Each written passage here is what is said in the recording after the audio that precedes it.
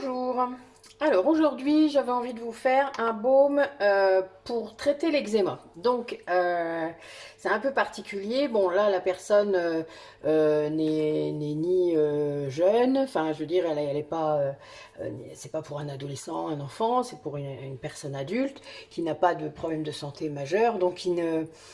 Voilà, il n'y a pas de contre-indication autour d'elle. Donc c'est interdit aux femmes enceintes ce que je vais vous donner. Donc voilà, allaitantes également, et pas enfant. Ado, il faudrait baisser de moitié les doses d'huile essentielle que je vous donnerai. Donc, il y a 6 huiles essentielles, donc très puissantes. Et je vais faire sous forme de baume, puisque c'est cutané, donc c'est pour un eczéma sur la peau qui ne s'en va pas. Donc voilà, là on va tester ça. Alors je vais utiliser de la cire d'abeille parce que ça va faire un baume qui sera un peu plus prenant, histoire qu'il ne soit pas trop mou. Voilà, vu que là l'été arrive en plus, donc c'est pas toujours simple, hein. Alors là je mets déjà 15 millilitres. Je vais en faire 100 millilitres, d'accord? Donc 15.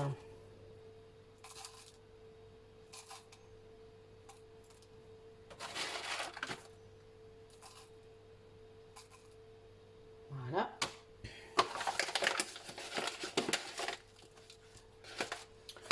Ensuite, je vais utiliser non, un beurre de mangue.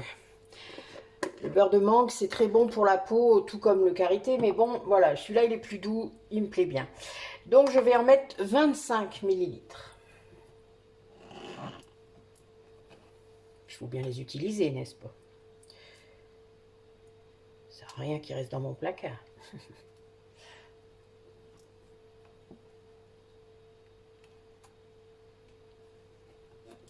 Encore un petit peu. Voilà, 25. Et ensuite, je vais mettre 3 huiles. Donc là, je vais répartir puisque j'ai encore 50 millilitres à mettre, donc divisé par 3. Là, je vais utiliser de l'huile d'avocat. L'huile d'avocat, comme vous le savez, c'est une huile régénérante très puissante et qui est très très bien pour ça, justement. Donc, je vais en mettre, allez, 30 millilitres.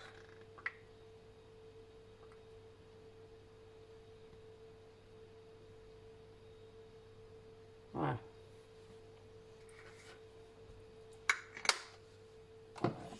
Et je vais mettre de l'huile de nigel. L'huile de nigel, elle est très très bonne, elle est purifiante, d'accord? Donc elle est vraiment très très bonne pour les peaux à problème, les peaux sensibles, tout ça. Donc vous voyez, ça va accompagner encore plus les huiles essentielles que je viens de vous dire. Je vais en mettre 10 millilitres.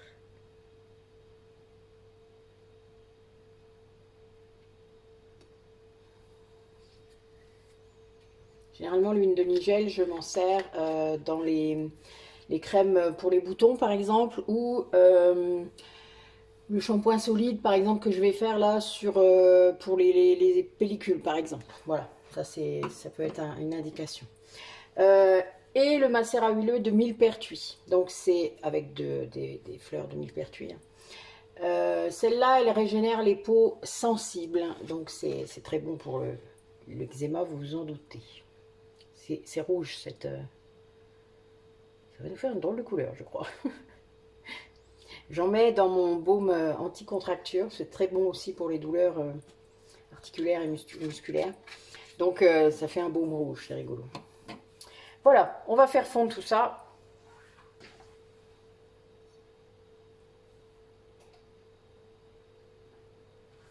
Et pendant ce temps-là, je vais vous parler un petit peu des huiles essentielles que je vais mettre. Donc, on va utiliser de l'huile essentielle de lavande vraie. Je vous en ai déjà parlé, mais c'est une huile essentielle qui est une cicatrisante puissante. Elle régénère la peau. Elle est également antiseptique, antibactérienne, antivirale. Donc, elle a un grand spectre d'utilisation. On va utiliser également de la camomille romaine. Donc moi j'aime beaucoup cette huile essentielle, elle est un petit peu plus chère que les autres, mais elle est vraiment géniale. Là dans notre cas, elle va être anti-inflammatoire, elle apaise les démangeaisons, elle est anti-allergique également, elle calme en fait les irritations prononcées de la peau. Donc ça calme, vous savez, l'eczéma, le problème c'est que dès qu'on met ses mains dessus, ça fait... Voilà, donc c'est un petit peu compliqué. Voilà aussi pourquoi je mets des antibactériennes pour éviter que ça s'infecte. Hein. Parce que ça, il faut vraiment faire attention. Alors ensuite, je vais mettre de l'huile essentielle de géranium rosa. Géranium bourbon si vous voulez. Elle est très très bonne dans les troubles cutanés. Ça va apaiser également. En fait, ça régénère également la peau. C'est très très bon pour ça. Donc il faut en mettre plusieurs, elles seront plus fortes en fait. C'est pour ça que généralement les baumes sont très efficaces. Ensuite, je prends également de l'huile essentielle de Ravinsara. Alors ça, vous le connaissez généralement par rapport au rhume, etc. Mais c'est également, comment dire, non seulement il est antiviral, antibactérien, mais il accélère également la cicatrisation. Ce qui est très bon quand on s'est gratté, qu'on saigne. Enfin, vous voyez, hein, voilà. Donc ça aide encore plus. Également, l'épinette noire. Donc l'épinette noire, elle est anti-inflammatoire. Alors on dit qu'elle est cortisone-like, c'est-à-dire qu'en fait, elle va remplacer, elle fait comme si c'était de la cortisone, mais sans les effets indésirables de la cortisone, ce qui est magnifique, n'est-ce pas? En fait, elle est vraiment anti-inflammatoire et pour l'eczéma, évidemment, c'est tout à fait indiqué. Et je rajoute également du cèdre de l'Atlas qui, lui, dans son rôle en fait de décongestionnant veineux, et qui améliore la circulation sanguine. Puisque quand on a des troubles comme ça, il faut surtout que tout ce qui va repasser dans la circulation puisse être éliminé très vite. Et là, vu que ça va accélérer la circulation veineuse, d'accord? Donc le retour, les veines transportent les déchets de votre corps, d'accord? Donc du coup, c'est important que ça puisse être un petit peu accéléré en quelque sorte pour que vous puissiez... ne pas supporter cet effet-là, quoi. Alors, il n'y a pas besoin d'en mettre beaucoup. Là, pour le cas de la personne, il faut que ce soit jusqu'à disparition complète de la tache et de l'eczéma en lui-même. C'est pas grave si vous en mettez tous les jours. Hein. Après, on peut faire des cures de 21 jours, par exemple, et d'une semaine d'arrêt. Ça, c'est très bien. Il ne faut pas hésiter d'ailleurs, sauf si on n'a vraiment aucun problème de santé ou de contre-indication. Là, vous voyez, il n'y a pas de souci. Évidemment, avec l'épinette noire, pas de femme enceinte, pas de femme allaitante, mais je l'ai dit au début, mais encore plus c'est à cause de celle-là. Donc là, on est vraiment... comment dire, il n'y a pas d'addiction ni tout ça avec les huiles essentielles. Hein. C'est juste qu'on ne doit pas en avoir trop. Mais là, c'est cutané, donc c'est pas encore... C'est limité, d'accord? Mais si vraiment ça durait longtemps, c'est ce que je conseillerais d'ailleurs à mon ami, je vais lui dire d'en prendre 21 jours, de faire un arrêt de 7 jours et de reprendre après. Voilà. Alors, bon, bah écoutez, je vous mets sur pause et je vous reprends quand c'est fondu. Voilà, c'est fondu. Donc, je vous rappelle que pour un baume cutané, on met 3%. Donc là, j'en ai mis pour 3 pour 100 grammes, donc 100 ml. Je vais mettre un demi-millilitre de chacune de mes huiles essentielles, puisque j'en ai 6.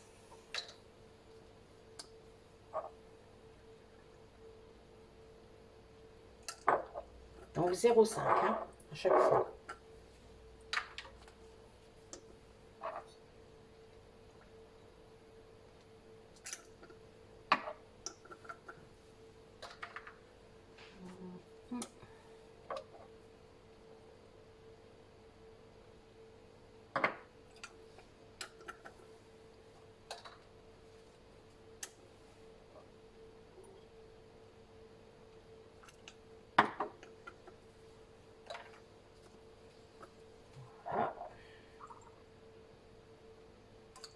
Voilà. On mélange bien. Donc là, j'ai un grand contenant. Hein. Vous savez comme j'aime mesurer si c'est bon.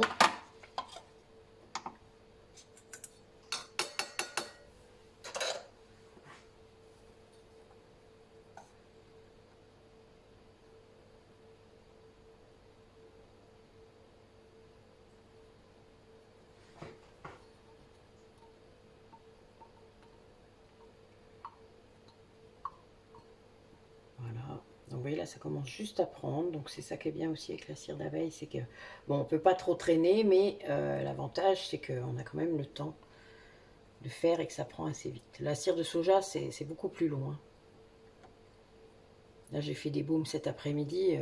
C'est encore en train de prendre. Je vais les mettre au frigo d'ailleurs. 95 grammes, c'est pas mal. Voilà. Voilà, donc là, il est à peu près pris. Il n'est pas encore pris, hein, il est encore chaud.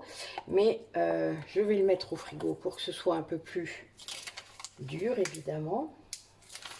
Toujours une étiquette. Donc, c'est un baume, donc c'est valable 6 mois. Voilà. Comme ça, il n'y a pas de souci. Et voilà, notre baume pour l'eczéma est terminé. Ben, écoutez, je vous remercie bien d'avoir regardé la vidéo. Et puis, à bientôt. Belle soirée.